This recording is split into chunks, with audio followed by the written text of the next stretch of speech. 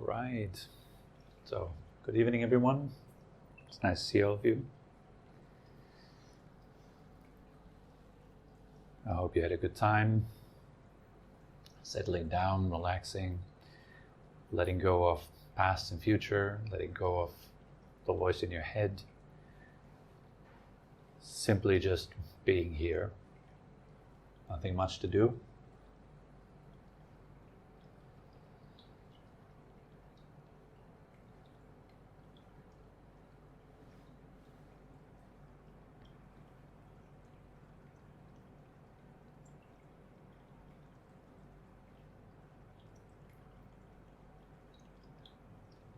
So it can be said that there are 3 different types of people.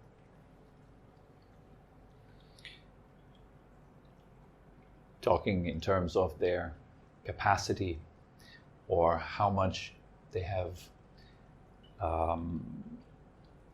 experience of their ability of mind. So the first individual I usually call the victim. The reason why I call the victim is because the victim basically has a perception that life is happening to him or her. So that's the position of the victim. Victim would have this idea that things are happening to me. This is happening to me, that is happening to me. And to the victim, all the things that are happening are really important. So the primary focus is on what's going on, what's happening in your life, what's happening in the world, what are the news, what is this, what is that.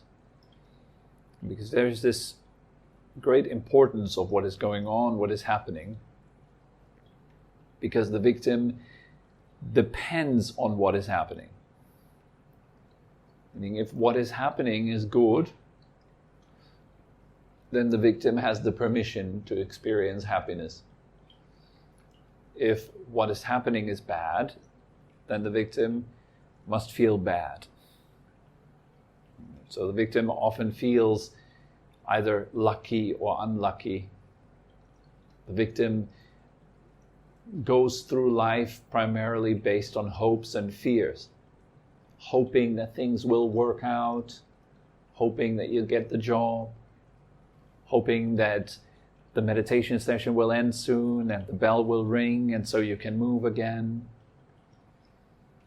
hoping that you'll be more concentrated next time, hoping for bed, for more money, for the end of wars, for the end of pollution, whatever, all these kind of things. It's like hoping that things will work out. And on the other side, there's a lot of fear that comes together with the hope. They're inseparable. You can't separate hoping and fearing. They're actually one and the same thing. It's just 2 different sides of the same energy. Fear means, well, as a victim, you're afraid, right? You're afraid that things may happen to you. Bad things may happen to you. And of course, that's, for all of us, the case. Bad things could happen to you, right? Any moment. It doesn't really matter if you feel safe or not. It doesn't change the fact that bad things could happen to you. And so, of course, with that truth, there is an equal amount of fear. We're very fragile beings, very easily disturbed. Sometimes it's enough to just hear something that you don't like, and the mind is immediately disturbed. It's very easy. You think you're very peaceful and you're very happy and very much in control of your life, but to be honest and truthful, you'd have to say that, wow, it doesn't take much to be disturbed, right? It takes very little, sometimes not even words. Sometimes it's enough the way someone looks at you. It already makes you uncomfortable. Or a tiny little mosquito and you're already just losing it. It's super uncomfortable.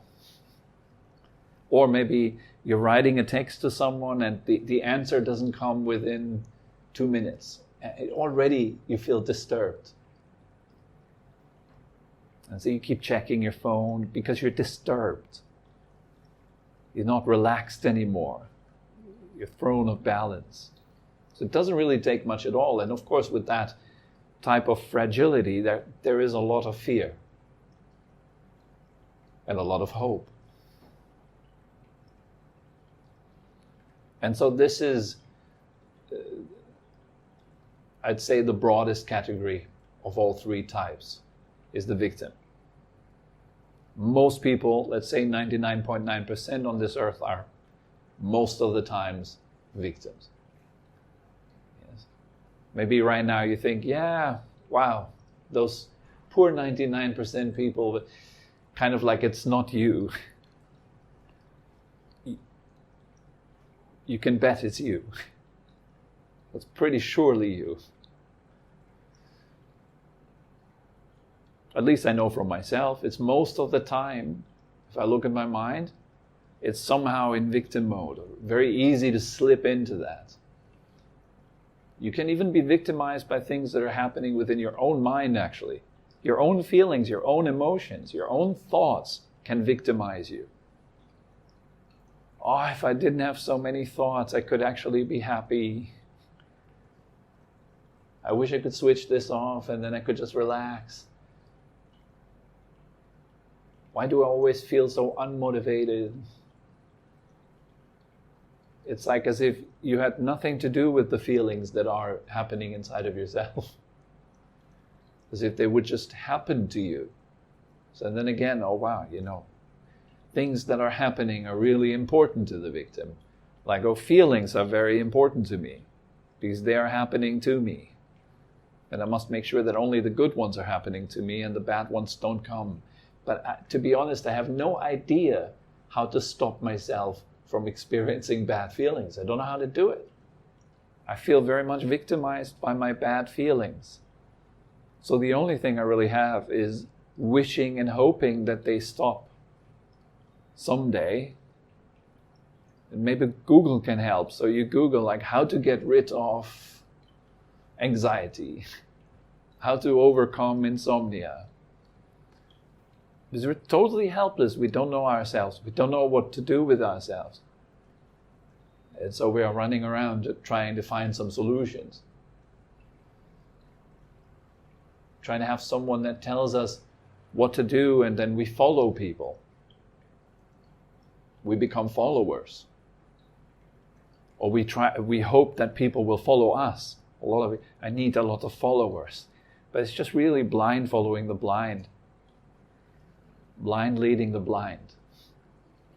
It's like everyone's just constantly trying to get somewhere, trying to achieve something, hoping, fearing.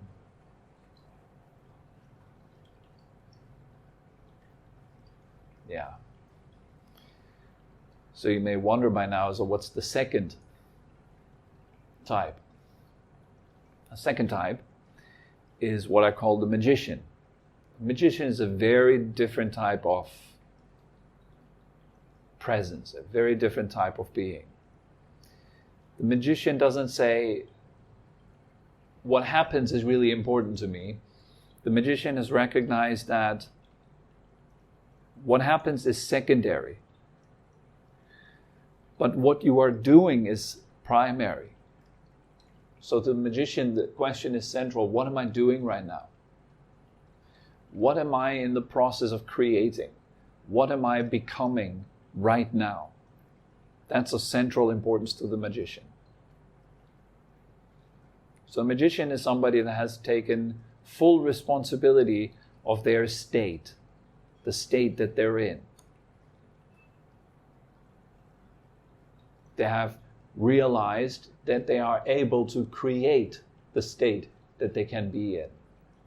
For example, they have realized that they can motivate themselves. They've realized that if they know what they want they assume a direction in their life. And they have also recognized that their state is the cause for what is going to happen to them in their lives.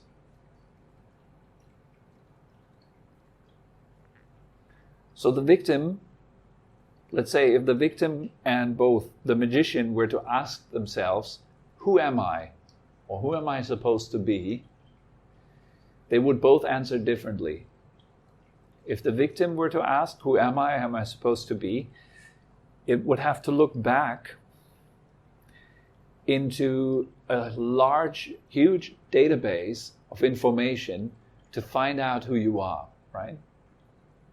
We do that every morning. You wake up in the morning and you go kind of like you're booting up on a computer, like one of these old computers where you could see like all the booting process, and the computer would just boot up very slowly and you see every single thing that is being loaded. In the same way, you wake up in the morning, you begin to load programs. You scan, you're browsing through a large database of past memories, of past experiences to know who you are. Does that make sense? So you're kind of looking back as to, who am I? Wait a second. I am that guy that had these experiences.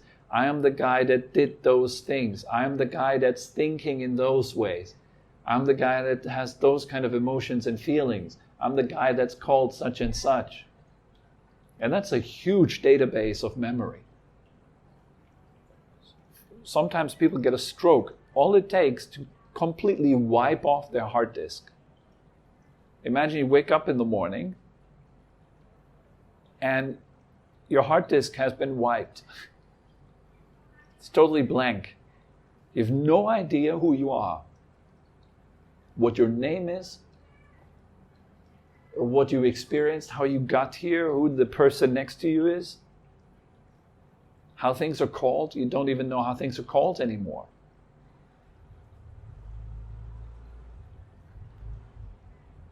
That can be quite terrifying, especially if you're not used to being without defining yourself constantly. Then that can be quite terrifying. You just experience this limbo. What am I? Who am I? Well, I don't know, because the database is literally not accessible right now. I can't go back into the past to find out who I am. Does that seem fishy to you? Why would I need to go into the past to know who I am? Wouldn't it be more accurate to go into the past in order to know who I was? Well, I was this person who did such and such.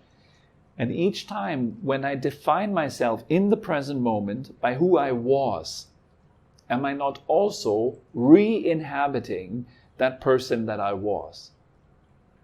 So who am I? I am the guy that has these kind of feelings and these kind of experiences. Now I am that guy again. Just because I go back, I'm wondering who I am, I pull it back into the present moment. The word is reminding, right? We remind ourselves. It's quite literal. You are reminding the same kind of thing over and over again, remembering, reassembling yourself moment by moment. That's what the brain does. This is one of the main activities of the brain. The brain makes sure that your personality maintains a certain integrity over a time span. If the brain couldn't do that job, you'd just totally fall apart. There's people who have an illness, they can't remember what happened 10 minutes ago, and just keeps going on. Their memory span lasts literally 10 minutes. Not anything beyond that they don't know anymore. So they are forced to be incredibly present. They may talk with you, And after 10 minutes, they suddenly don't know who you are anymore. You just introduced yourself to them.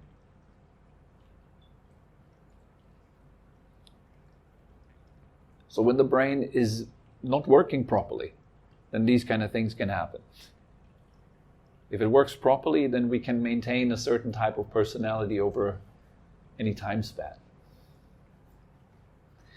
This is both good because it helps us to function in society. We're not constantly falling apart. So life is not like some sort of crazy drug trip. But it is also a problem because it makes it really difficult for us to change. Even though we do have a possibility to change. If you would just know what you really want in your life, who you would like to become, the process of turning into that isn't actually hard at all. It's merely about repetition. Like everything in life, what you repeat constantly, that's what you're getting good at. And this is what your body becomes. So if you're mentally repeating certain thoughts, then you also, very likely, mentally repeat certain emotions too.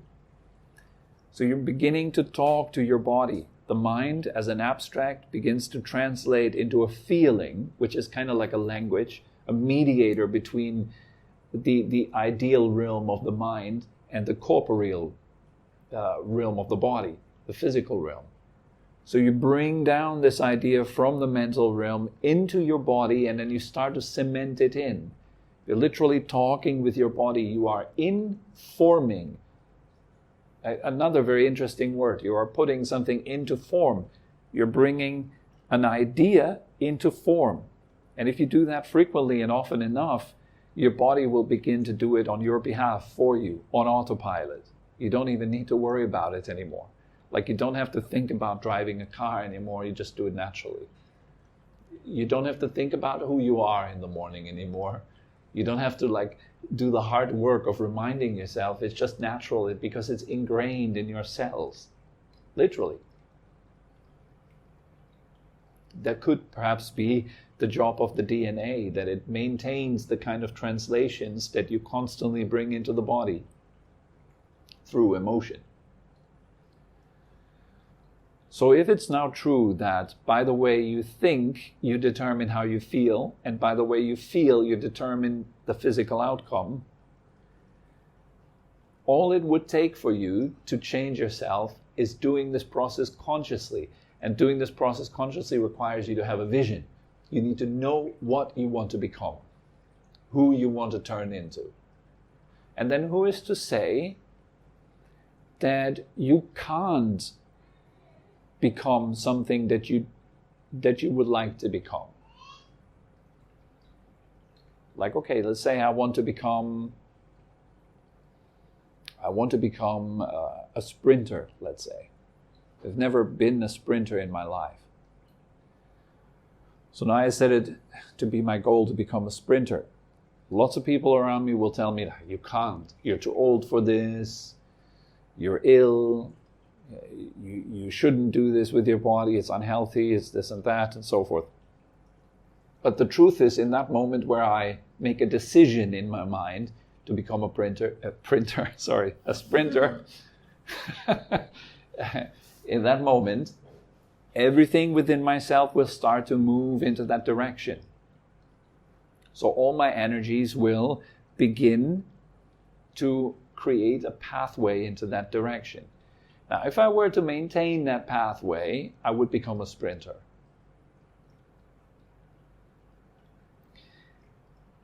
If, however, I would not maintain it, if I were to switch around a lot, let's say the next week I don't want to become a sprinter anymore, now I would like to become somebody that sells ice cream. Seems to be more attractive to me than being a sprinter, so I stop doing the whole sprinting dream and start going into the ice cream business. I'm doing that for a week, take a course on Udemy about how to sell ice cream, say, and I kind of get bored after another 2 weeks, but I discover something else that I want to get into, so I change again. So I move around and I bounce around a lot. I never finish anything properly. But my energy is kind of scattered, right? It just moves into one direction, then it stops again. It moves into another direction, then stops again. The reason why we don't achieve what we set out to do is because we don't know what we want. We constantly change what we want. We have no direction. It's people that get really successful in this world, no matter what they do, because they really know what they want. And they don't change that. They have this kind of persistency with what they want. They don't jump around all the time. Instead, they're owning their skill. They're getting better at this every single day. They have this kind of passion about it. And even if they don't feel like it, they still keep doing it. That's why they get good. Repetition. And it's also because they have this sense of identity that comes together with what they are doing. So you feel like this is who I am. And because you're feeling like this is who you are, you're moving very strongly into that direction. Your body, your mind, everything pulls into the same direction. Now if you look at your mind, you will find that there's many directions within you, right? You want many things. That's exactly the problem. Something in you pulls you over there, another thing pulls you right over there. So there's a lot of conflict. There's no integrity within your wanting, within your desires. So you don't achieve what you set out to do quite easily, because there's a lot of competition going on. That's why I think it is really important for the magician to understand what is really worthwhile wanting. What is a wish that you could have that is really solid? You need to understand what you really want.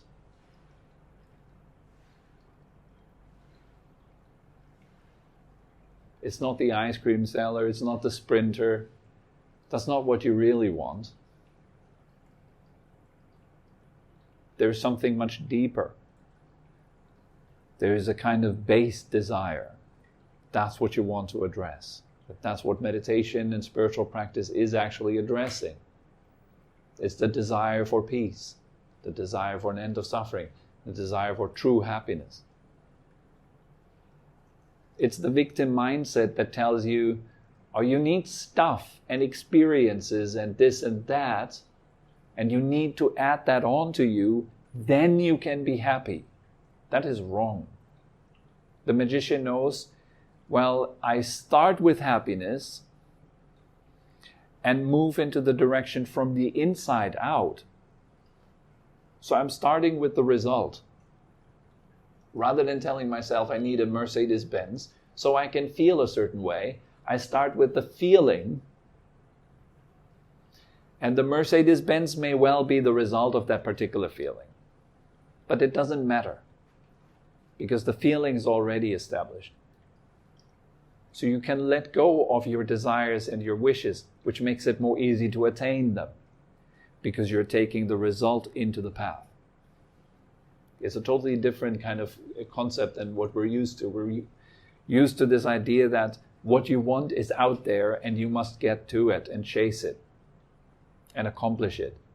But we're going to turn that around and understand what you want is already inside of you, because what you really want is not some metal box with rubber round stuff that brings you from A to B. That is called Mercedes-Benz. That's not what you really want. What you really want is the feeling that this is supposed to give you when you have it. Nobody wants to have stuff. People want to have the feelings they associate with stuff. So why not go the straight way? Get the feeling first. That's for free. You don't have to pay a penny to design your feeling. And once you can dwell within that state, whatever matches that state has to find you in life. And you will be in resonance with it. You will have eyes for it, spot it easily. This is inspiration, this is intuition, this is how it works. Living in a way that is in alignment with who you are. That's already happening. But if who you are is chaotic, then your life is going to reflect that. It's going to be rather chaotic. If who you are is aligned, powerful, then the things that you want and that match with that power that you radiate will come to you. And how do they come to you? Like magic? You just sit at home on your sofa and you just feel like you own a Ferrari, and then you just sit on your sofa and it's just the Ferrari is coming right into your living room? No. It's not really like that. It works via intuition, synchronicity, meeting the right people at the right time, being open enough to follow inspired ideas, for example. Like we have that already every day. Every single one of you has inspired ideas, at least if you're relatively clear in your mind. If you're totally muddled, you don't even notice that anymore. But if you have some degree of clarity in your mind, and it's always in those times when you're a bit more quiet, like standing under the shower, relaxing a little bit, that you suddenly get these genius ideas. Oh, I should call my friend. I haven't called him for a long time. And then the friend tells you about this.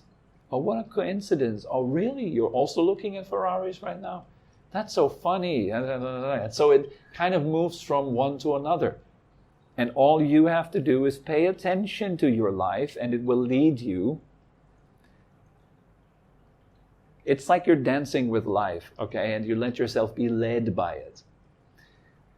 But some people are so out of tune with the music, they're so out of tune with the dancer, they can't be led. They're all stiff. So that's us, right? That's most of us. We're so stiff, we're not dancing with life, and we don't know any direction, so we're kind of just like standing there on the dance floor, like really frozen. Like, where should I go? Left or right? No. Then we take a few tippy-toppy steps left, then a few right, and it's like, I'm feeling so embarrassed, it's weird. Maybe I should just sit down and do nothing. I don't know, maybe just order a pizza. I'm not really hungry. So it's just muddled, a muddled mess.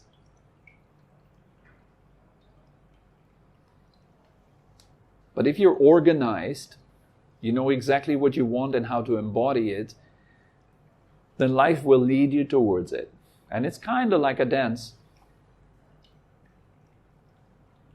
Music will begin to speak with you. Things you see suddenly will begin to talk with you. Things that people say around you, random bits of conversations that you start picking up around you. Everything begins to talk with you. Like as they say with pregnant people, who all of a sudden see a lot of other pregnant people everywhere. Yes? Or you want to buy a new car and you're thinking about, maybe I'm going to get the Benz. And all of a sudden you see precisely that car everywhere. That color, you see it everywhere. Before it was there too, but you didn't see it. You didn't notice it at all. So the brain filters out what it is that is in alignment with who you think you are. So it kind of works like that. It's not like you're sitting around doing nothing and things just fall into your lap. Things take time. This is a very heavy realm. If it was a lighter realm, let's say if it was a mind-only realm, a mental realm like it is in your dreams, it's much more instantaneous. You think of something, pop, there it is. You have a bit of fear, everything changes immediately. The whole surrounding becomes dark, scary. Suddenly there's people running behind you, you don't even know where they came from, because you're afraid. That's where those people are coming from in your dream. It's similar in life, but slower. Dreams are faster in nature. This material reality, much slower. So it needs a certain type of sustaining of energy and intention into a certain direction to manifest anything. Right? So that's how we work. In meditation, it's the same thing. As long as you're sitting there, I'm going to make this relevant to our practice, of course. As long as you're sitting there as a victim, meditating like, gosh, I hope I'm doing this right. I need to concentrate, I guess.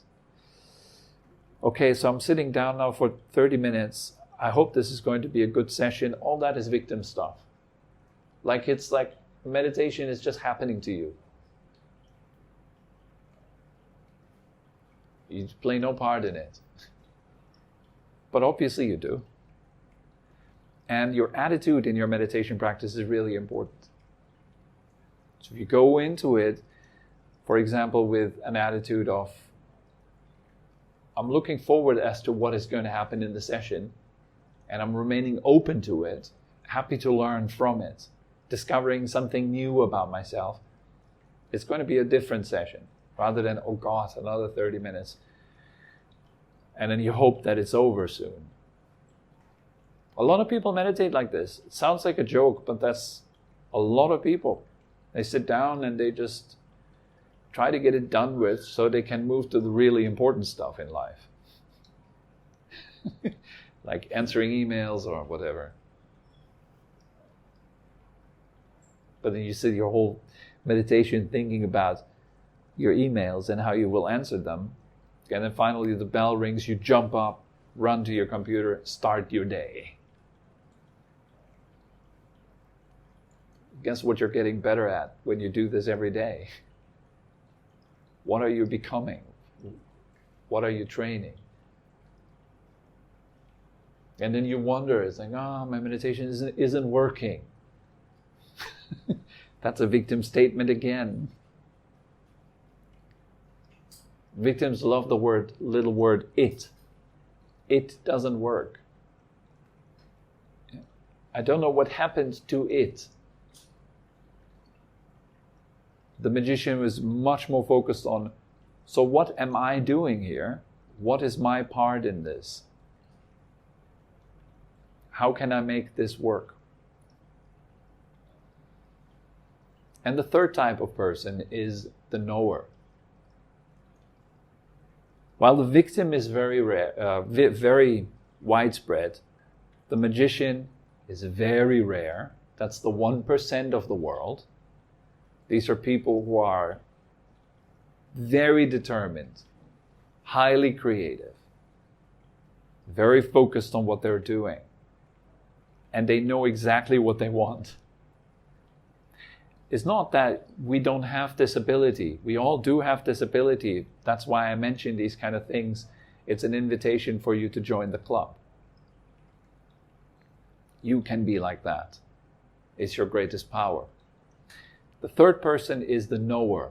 That is even more rare. The knower has no interest in future or past. The knower doesn't aim for becoming. There's no more seeking for something other than what is.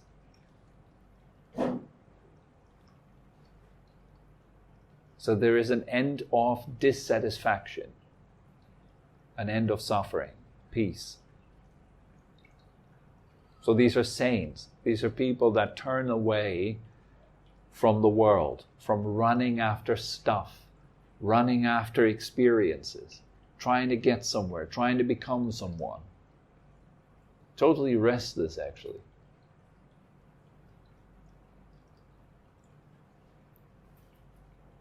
You would quickly realize that if you understand that you can become whatever you want. When you stop blaming and you start doing, you start paying attention to what it is that you're doing, putting in the right causes, many, many ways are open to you.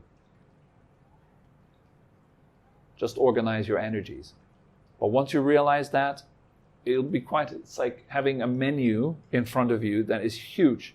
in a restaurant. It all looks delicious. It's quite overwhelming having all this choice. And eventually you ask yourself, what do I really want? And then you go for that, and it's peace. And peace arises through knowing yourself. And yourself is not anything that is anywhere else. It's not far from you. It's not something that you must somehow add on to yourself or accomplish. It's already here. The element of consciousness is not anything that can be created or destroyed. So coming back into that is the job of the knower.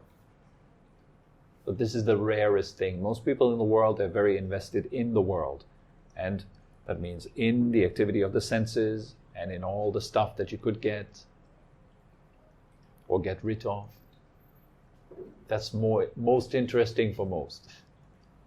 Stuff. A lot of stuff. Stuff in your head. Stuff around you. Possibilities. So that's why the knower is super rare. Okay, so these are 3 types of living or being or whatever you want to call it. 3 modes of existence.